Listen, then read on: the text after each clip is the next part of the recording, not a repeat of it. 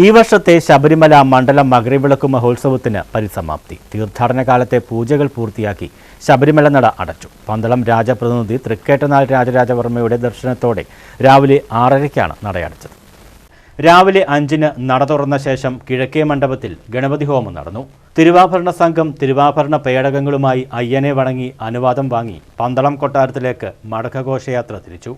തുടർന്ന് രാജപ്രതിനിധി സോപാനത്തിലെത്തി അയ്യപ്പ ദർശനം നടത്തി.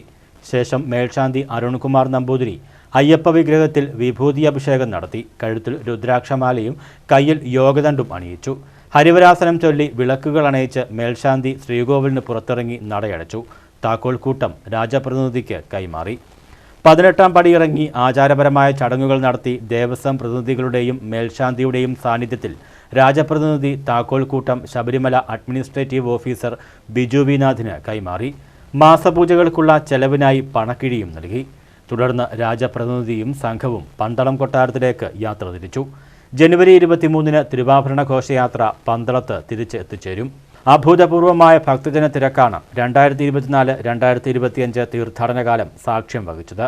ദേവസ്വം ബോർഡിന്റെ പ്രാരംഭ കണക്കുകൾ അനുസരിച്ച് 53 ലക്ഷത്തോളം ഭക്തജനങ്ങൾ ഈ തീർത്ഥാടനകാലം ശബരിമല ദർശനം നടത്തിയിട്ടുണ്ട്. News bureau, Sannidhanam.